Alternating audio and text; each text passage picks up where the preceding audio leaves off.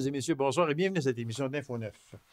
Même en temps de pandémie, la Fondation Dr Jacques Paradis se veut toujours très active. Alors, pour nous en parler, je reçois la directrice générale de cette fondation, Mme Caroline Gamache. Mme Caroline, bonsoir. Bonsoir. Mme Caroline, merci beaucoup d'avoir accepté cette invitation, d'autant plus qu'on vous dérange dans une semaine de congé. Ça fait toujours plaisir de venir vous voir. Bien, croyez-moi, c'est réciproque également de vous recevoir. C'est toujours un plaisir de vous recevoir. Puis je le dirai jamais assez. Je sais que je commence mes émissions souvent avec vous de la même manière, mais ça me fait rire. Je vais continuer. Comment c'est important, la Fondation Dr Jacques Paradis. Et je me dis toujours, après nombre d'années, voire décennies, si on ne l'avait pas, cette fondation, aurions-nous autant de beaux spécimens pour soigner les gens chez nous dans notre Abitibi-Ouest?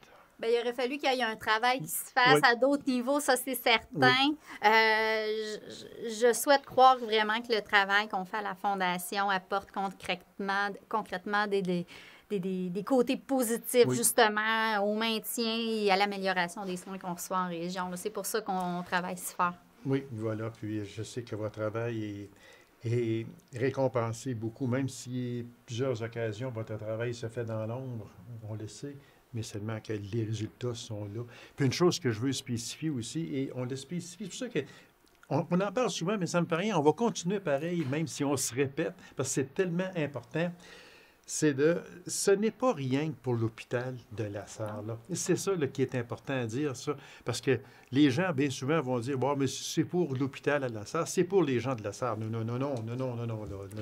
On va rectifier ça tout de suite. Oui, c'est vraiment pour tout le territoire. On a fait quand même des bons investissements dans tous les points de service qu'on appelle les CLSC. Dans les différentes municipalités. On a 21 municipalités qui ont accès à des CLSC un petit peu partout sur le territoire. On appuie également des organismes qui sont, je vais dire, jumelés au CISAT.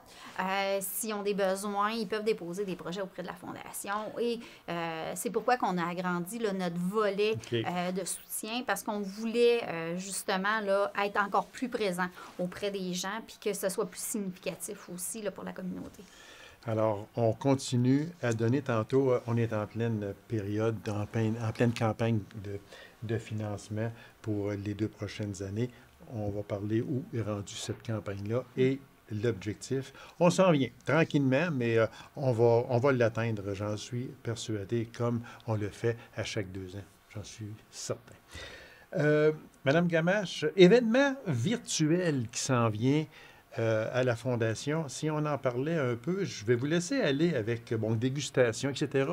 C'est quoi exactement? Virtuel, oui, parce qu'on sait qu'en temps de pandémie, on ne peut pas faire du coude à coude, comme on ne peut pas dit. Se rassembler comme on le voudrait, effectivement. Mais de la Fondation s'est retroussé les manches, dit, on va faire de quoi pareil? Ben oui, puis je pense que c'est comme n'importe quel organisme ou autre fondation, il a fallu repenser nos méthodes de sollicitation, nos activités et tout.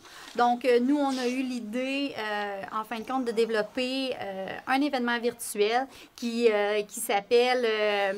la Fondation s'invite dans votre salon avec 20 fromages et Chantal Petitclerc.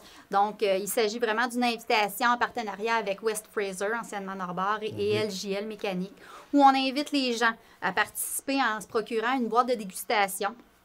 Dans la boîte de dégustation, c'est des découvertes de produits régionaux et en fin de compte, des produits québécois. Vous allez découvrir 3 sortes de vins, des accords vins et fromages, également avec une charcuterie québécoise, des craquelins. Écoutez, c'est une boîte généreuse, comme ça se peut pas.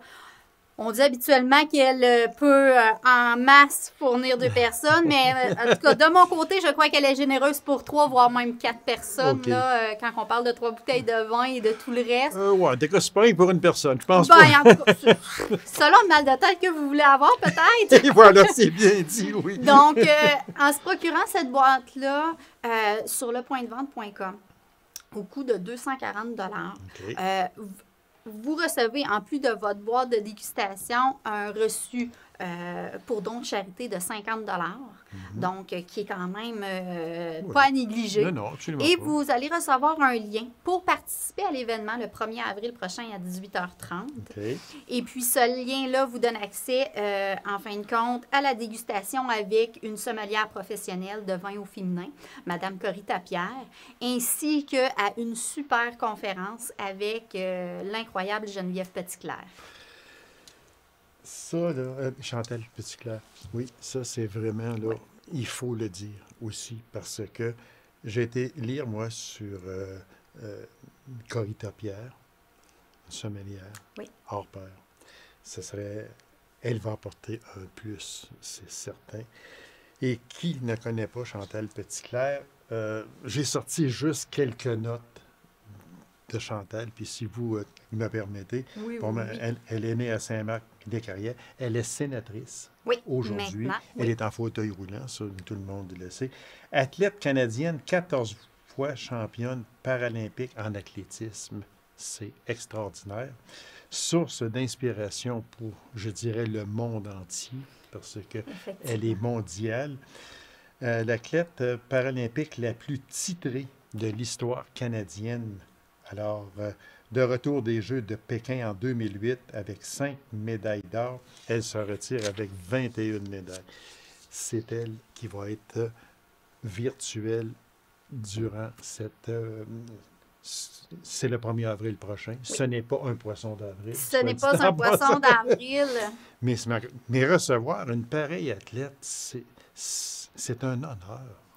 Effectivement, on est tombé en amour avec justement le curriculum vitae de Mme Petitclerc, mais on voulait, dans la période qu'on vit depuis un an, je pense qu'on a besoin d'inspiration, on a besoin d'espoir, on a besoin de dynamisme, de quelqu'un de sympathique qui va venir nous parler, nous transmettre un message, justement de ne pas se laisser abattre, que dans la vie, ben oui, on a des embûches, mais on peut les surmonter et en sortir encore plus gagnant, plus grand.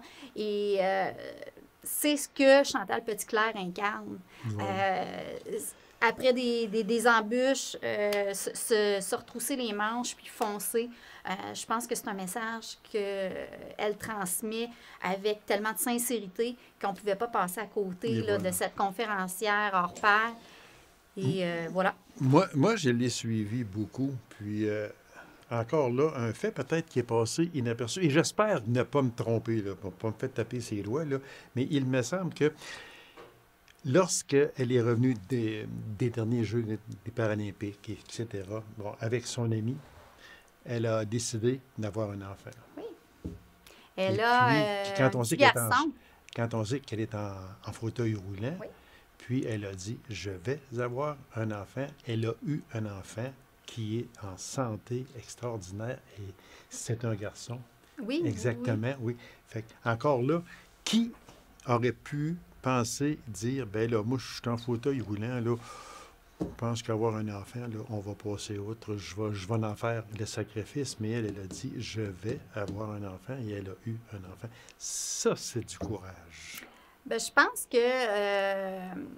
Chantal Petitclerc, comme plusieurs personnes qui vivent avec un handicap, une limitation physique ou quoi que ce soit, ils ont cette volonté-là, cette joie de vivre-là qu'ils veulent partager. Oui. Puis c'est même... D'après moi, ça n'a même pas été une question de est-ce que je veux, est-ce que je suis capable. Je pense que c'était tout simplement en elle. Oui, c'est ça, exactement. Ça allait de soi, puis je veux être maman, je vais le devenir. Ma carrière d'athlète est terminée. Maintenant, je peux passer à ce, à ce nouveau chapitre de ma vie. Là. Pour elle, c'était tout à fait normal. Exactement. Même dans sa condition, parce que moi, j'ai pris des conférences sur elle, puis sa condition, là, elle ne pleure pas là, quand elle en parle. Du tout.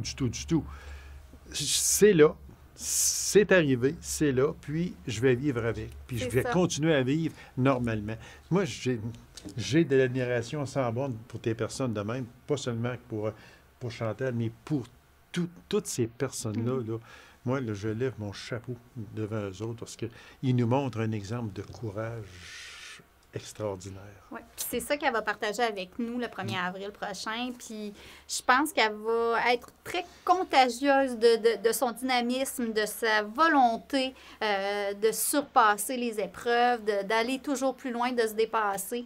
Puis je pense que c'est une belle leçon de vie qu'on va pouvoir retenir de cet événement-là, en plus de faire des belles découvertes là, avec la boîte de dégustation. Là, ouais. Alors, j'aimerais juste que l'on redise, Mme Gamache, cette boîte-là, on peut se la procurer à quel endroit et on fait quoi? La boîte est disponible sur lepointdevente.com, tout ensemble, lepointdevente.com. Okay. Vous allez rechercher Fondation Dr Jacques Paradis, vous allez avoir l'événement, la Fondation s'invite dans votre salon. Et puis, vous suivez les instructions, vous cliquez, vous faites l'achat. Une petite surprise pour les membres des jardins. Si vous faites rapidement, c'est quand même un nombre limité, mais si vous allez visiter la page Facebook de la Caisse des jardins de l'Abitibi-Ouest, vous allez avoir accès à un lien qui vous donne un code promotionnel de 50 $ sur votre achat. Donc, ça vaut la peine. Oui, c'est sûr. Quantité limitée, faites vite. Donc, ensuite, ce lien-là vous emmène directement sur le point de vente où vous faites votre achat. Vous allez avoir la confirmation de votre achat par courriel, également le lien pour participer à l'événement, ainsi que le reçu pour don de charité, là, comme je vous disais, de 50 $. Et puis, la distribution des boîtes va se faire à la réception que nous, on va avoir des boîtes le 30 mars prochain. Donc, vous allez avoir un endroit pour les récupérer au centre de formation professionnelle. Et puis, sinon, on vous contacte puis on voit comment planifier la livraison. Je présume qu'il faut être membre des jardins, probablement, pour pouvoir y aller. Pour avoir l'avantage membre des jardins. Mais si vous n'êtes pas membre, puis écoutez, vous pouvez participer n'importe qui, même à l'extérieur de la région. Écoutez, vous faites l'achat, puis c'est parti. Très important de dire aussi, produits du terroir québécois et régionaux. Oui. Ça, c'est important. L'équipe de la Fondation voulait absolument au moins 2 produits régionaux dans la boîte. Vous allez les découvrir, dont un fromage de la vache à Mayotte et un chocolat de la chocolaterie Le Gisement de Val-d'Or. Et puis, en terminant, plus de 315 000 $ de ramasser actuellement pour la Fondation Dr Jacques Paradis. La campagne, l'objectif, 700 000. 700 000. Il reste encore un an. Et, dans le fond, 2 ans. On finit en décembre 2022. On a commencé en 2020. Avec tout ce qui s'est passé en 2020. Disons que tout le monde s'en souvient. Exactement. Je dirais que cette année, cette campagne-ci va être sur 3 ans, dont la moitié d'une année qui est presque à oublier, mais on ne lâche pas. Les gens sont au rendez-vous, puis on le sait qu'ils sont derrière nous. Donc, fait que déjà presque 50 % de ramassé. Fait qu'on continue. Il manque des sous, puis c'est pour la Fondation Dr Jacques Paradis. Madame Gamache, merci infiniment. Puis on vous souhaite tout le succès possible pour l'événement du 1er avril. La sommelière Corita Pierre et puis la conférencière Chantal Petitclerc à ne pas oublier. Puis cette fameuse boîte de dégustation au coût de 240 $ reçu d'impôt émis. Puis on peut aller sur Desjardins aussi pour aller chercher un code promotionnel. Un petit code promotionnel, lepointdevente.com aussi, qu'il ne faut pas oublier. Madame Gamache, merci. C'est toujours un plaisir de vous recevoir. Merci à vous. C'est très bien. Et vous aurez toujours une place ici pour n'importe quoi. C'est toujours un plaisir. Quoi et n'importe quand. Oui, c'est toujours un plaisir, même en vacances, de venir vous faire. Même en vacances. Je vous remercie beaucoup, Madame Gamache. Alors, mesdames et messieurs, restez à l'écoute. On vous revient dans quelques instants.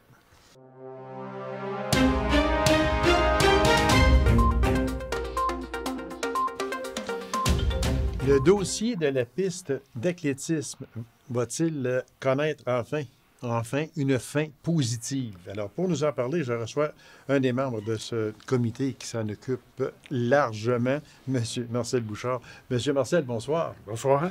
Dans mon intro, M. Bouchard, je disais, est-ce que cette piste-là va enfin connaître une fin positive? Parce qu'elle a été refusée, là, il faut le dire. Alors là, si je vous demandais où on est rendu ce dossier-là, parce que c'est un dossier qui est quand même très important, parce que c'est pour toute l'Abitibi-Ouest. Oui. Puis c'est un dossier qui remonte au début, il y a 3 ans. OK. Les premiers préparatifs ont été faits. Et l'année passée, il y a une demande qui a été déposée, qui a été refusée tout de suite. Là, on a modifié un peu les plans. On se prépare à faire une nouvelle demande dans les prochains mois. Une demande qui va être faite par le Centre de services scolaires de l'Abitibi, du lac Abitibi, en collaboration avec la Ville de Lassar et le fameux comité de relance qui est là pour qu'on pourrait appeler l'aide au niveau de trouver du financement. Et en même temps, on donne de l'aide au niveau technique. Est-ce qu'on vous a dit pourquoi elle avait été refusée? Bien, c'est parce que dans la province, là, il y avait 700 quelques projets. OK. Puis le budget est à 180 millions, si je me souviens bien. Aucun projet de la région de l'Abitibi, l'Abitibi complet est accepté. Il y a eu des petits projets. On parle de 100 000 de subventions. OK. Disons qu'il y a beaucoup de demandes qui sont faites. Fait que demande, quand tu vas dans les priorités, il y en a qui ont des priorités peut-être plus avancées que nous autres. Un exemple, une piste d'athlétisme avec le terrain de soccer qu'on appelle, là. Oui. Bon, mais c'est 7 mois par année d'utilisation. S'il y en a qui vont faire un projet, exemple, de complexe sportif qui peut être utilisé à l'année, 12 mois par année. ben, ils peuvent peut-être avoir une chance de plus de passer. Mais c'est quand même pas normal. Moi, j'ai un peu de misère avec ça, là, parce que... Puis vous n'êtes pas le premier là, à le dire, que plusieurs projets, peu importe que ce soit sportif ou autre, plusieurs projets, plusieurs demandes s'en vont à Québec. On est supposé être soutenu par nos députés. Ouais. Dans ça, je ne tire pas la bière à personne, là, mais on est supposé être soutenu. Puis il me semble, peut-être que je suis dans l'erreur, mais il me semble qu'en Abitibi-Témiscamingue, c'est plus difficile. Ben, ce qui est plus lourd, c'est de monter le dossier. Quand on monte un dossier, comparativement à lui qui a été monté le printemps passé, puis il y en a un qui a été monté il y a un an et demi, OK. le dossier du mois de février l'année passée contenait 150 pages. Fait que dans 150 pages, quand on monte un dossier, il y a beaucoup d'importance des lettres d'appui. OK. La volonté du milieu, pour dire que ce projet est prioritaire en Abitibi-Ouest. Ça, on avait des bons points là-dessus avec les municipalités. Le volet, y a-t-il d'autres projets qui vont être plus importants que celui-là? Puis, logiquement, quand on fait une demande dans ce sens-là, bien, il faut avoir l'appui d'un peu toute la population. Et le lien qui est un peu là-dedans, comme des conditions qu'ils nous demandent, bien, il y a eu un sondage de fait là, dans le temps pour savoir que la population veut vraiment ce projet-là. Fait que nous, on parle au nom des municipalités, mais il faut parler aussi de toutes les autres personnes qui peuvent aller sur un terrain sportif de même. Là. OK. Parce que quand on parle de soccer, il y en a beaucoup qui aimeraient ça jouer au soccer. Bon, ben, c'est beau, ça peut avoir un terrain, là, pour avoir des tournois. La piste d'athlétisme, bien là, c'est important, mais le deuxième, le troisième, quand le dépôt était fait, il n'y avait même pas de club d'athlétisme.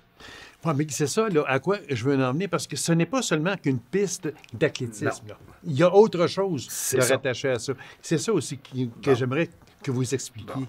Pour faire une histoire un peu courte, c'est un projet d'environ 2 millions. C'est OK. un petit peu plus que 2 millions.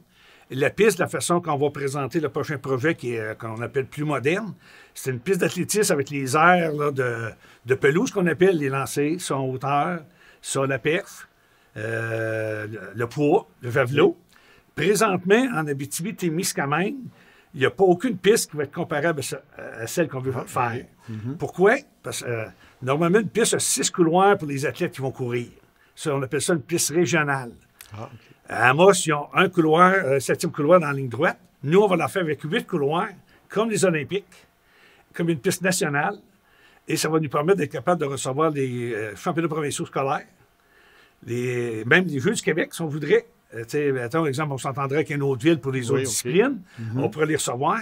Et c'est la seule piste d'athlétisme, on appelle ça athlétisme et concours sur pelouse, qui va être aux normes internationales pour recevoir des compétitions même nationales. Ce serait la seule piste pour l'Abitibi-Témiscamingue. Oui, parce qu'à Rouen, le piste est sur l'asphalte. Oui. À Val-d'Or, elle est sur le gazon synthétique avec le terrain de soccer, parce qu'il y a un terrain synthétique. Et à Amos, les autres, ils l'ont sur le caoutchouc. C'est un caoutchouc qu'ils mettent sur l'asphalte. Mais logiquement, à Amos, ça a été fait pour les Jeux du Québec, il y a peut-être 20 ans. Et elle est quand même serrée de compétition provinciale, par exemple. Il y a juste à Amos pour en recevoir. Là, si on veut faire des compétitions locales, les Jeux régionaux, c'est toujours à Amos qui les ont. Parce que c'est un endroit où ils sont aptes à les recevoir. oui, et c'est une piste que tu peux, sans battre des records, mais tu vas avoir tes meilleurs temps. Ah, OK. Mais à Amos, il n'y a pas de son hauteur dehors. On appelle ça steeplechase, c'est des courses là, de 1500 mètres avec des haies. OK. Ça, il ne l'a pas nulle part en région. Le saut à perche, on ne l'a pas nulle part en région. Fait que là, on serait équipé pour faire vraiment toutes les disciplines. Et en même temps, on a des athlètes dans le club d'athlétisme qui vont à des compétitions provinciales. Là, il y aurait au moins une piste pour courir comme il faut. Présentement, jusqu'à l'année passée, un coureur de la région de la Sarre allait courir à Montréal. Ici, il courait sur la gravelle, on peut dire. OK, oui. Arrivait là-bas sur un terrain de caoutchouté, que ça prend des pointes avec les souliers, qui n'ont jamais mis de levier, là. Après qu'ils y vont une fois ou deux, c'est loin d'être pareil. c'est loin d'être pareil, parce que pour être performant, il faut que tu t'améliores avec ça. Fait que là, avec le club d'athlétisme qui a été fait il y a 2 ans, ça donne une grosse chance de plus pour avoir la piste d'athlétisme, le site multisport. L'autre chose qu'il faut intégrer, si possible, c'est un genre de sport-études. Il n'y a pas de sport-études en athlétisme en région. Ah, OK. Parce qu'il n'y a pas de club d'athlétisme ailleurs. On a déposé une demande aussi pour être capable d'avoir un sport-études à Cité étudiante. Fait que ça, s'il y aurait ça, c'est un plus, parce que là, on aurait des coureurs, puis des sauteurs, puis des athlètes, pas juste de la BTB-Ouest, là. Ils pourraient en avoir de Val-d'Or, d'Amos, Rouen. OK. Présentement, on entraîne des jeunes d'athlètes à Rouen, parce que les autres, ils s'entraînent sur place, mais c'est le club d'athlétisme qui s'en occupe. Fait que le projet, grosso modo, pour situer tout le monde, Oui. on sait présentement la piste d'athlétisme, terrain de soccer est en arrière de la Paulino, entre le centre de formation professionnelle et la piscine. OK. On la prend, on la déménage de 50 %. On prend la portion où il y a les camions là, pour les cours de conduite. OK. Et la piste s'en va vers le nord de Moitié. Ça va nous permettre d'avoir un chalet d'accueil qui va être dans le stationnement, un peu comme on parle de la piscine, des estrades pour les spectateurs et les entrepôts, petits entrepôts qui vont aller avec ça. Vraiment. Et toute l'entrée va être adaptée pour les personnes handicapées. Ah, Parce qu'il y a une grosse demande pour ceux-là en chaise roulante. Ben oui. Parce qu'on est un athlète de mécanique pour s'entraîner, voir Voilà. l'école de Montréal. Exactement. Oh oui, Lui, exactement. s'il y a ça, il pourra venir s'entraîner là. Parce que là, il va être capable d'entrer sa chaise roulante. Tandis qu'ici, il roule sur un chemin d'asphalte. C'est ça. C'est pas pareil, tout à fait. Fait que là, c'est pour ça que le projet, on le trouve très important pour le milieu. Qu'est-ce qui fait, M. Bouchard, parce que le temps passe très vite, qu'est-ce qui fait que, bon, ça a été refusé, la première demande, qu'est-ce qui fait que vous espérez que la deuxième demande que vous allez envoyer prochainement, c'est quoi la différence entre les deux? Est-ce que c'est plus complet, c'est plus gros, ça couvre plus de sport? C'est quoi la différence qui vous permettrait d'aller plus gros? Pourquoi que là, vous espérez, et je suis conscient, et bravo également, mais c'est quoi qui fait que, oui, on a fait des changements, puis cette fois-ci, on devrait être correct? Bon, dans les gros changements, tantôt, je parlais des 6 couloirs par rapport à Oui, 8. oui. C'était 6 qu'on avait déposé dans le terre. Ce qu'on avait déposé dans le terre semblait celui d'Amos. OK. Ça, on aime mieux. Avec quelques disciplines de plus là, sont à perche. Là, on a rajouté toutes les disciplines. On a coupé un peu dans le... On va appeler ça puis le gras. L'ingénieur qui avait fait le plan, là, il avait mis beaucoup d'asphalte là, autour des clôtures pour bien paraître, que ça paraisse bien. On a enlevé des choses à des places pour mettre les 7e, 8e couloirs OK. qui permettent de devenir une piste qui peut accueillir officiellement des championnats plus élevés et qu'on serait unique en région. C'est unique en région peut nous aider à avoir qu'on pense la subvention parce qu'on ne copie pas quelqu'un d'autre. Je ne dirais pas le bon anglais, mais on vient d'une catégorie plus élevée. OK, OK. Puis le soccer, il nous demande de vérifier. Avec le soccer, là, il y a une petite ligue de jeunes, puis il y a 2 clubs d'adultes. Bon, mais s'il y a vraiment un beau terrain, parce que le terrain de soccer, c'est un terrain de grandeur internationale, qui n'a pas nulle part en région. OK. 63 mètres de large, 100 mètres de long. Les autres ont tous 50-55 mètres. Fait que là, tant qu'à le faire, l'espace est là, on le fait conforme. Fait que si jamais il y a un tournoi de soccer quelque part, bien, c'est sûr, c'est sur du gazon naturel et non synthétique, parce qu'à Rouen, il est synthétique et à Val-d'Or. Mais ça pourra permettre à des jeunes de jouer au soccer. Un projet qui peut se chiffrer à combien? Bien, le projet qu'on va déposer va tourner autour de 2 millions. 2 millions, 2 millions 5. Le projet d'avant? 2 millions 4. Il était OK. plus élevé. Ah, OK. Pour une raison, je vous l'ai dit tantôt. Oui. Il y a eu un projet qui a été mis à Laval pour faire les Jeux du Québec. Là. Laval Oui. a fait... il y a une nouvelle piste, elle n'a même pas servi encore officiellement. Elle coûte 5 millions. Il fallait coûte 2 millions. Là. OK, Mais oui. les autres, pour faire le terrain, il n'y a pas le gazon autour, c'est pas du gazon. C'est tout de l'asphalte avec du caoutchouc. Les autres, il est bleu. Fait que là, c'est sûr, tout comme on voit à TV, les championnats nationaux, là. Bon, ben là, Pour faire les rues du Québec, Rimouski est en train de construire la sienne, qui est dans le même principe, mais eux autres, ils ont des subventions à cause des rues du Québec. Ah, OK. Fait qu'ils l'ont mis plus élevé. Fait que notre ingénieur qui a travaillé sur le dossier, quand j'ai présenté le premier projet, ben lui, il s'est dit, ben, on ne mettra pas du gazon sur les tours de clôture, c'est pas de l'entretien et tout. Fait que là, c'est fait un peu comme les autres ont présenté.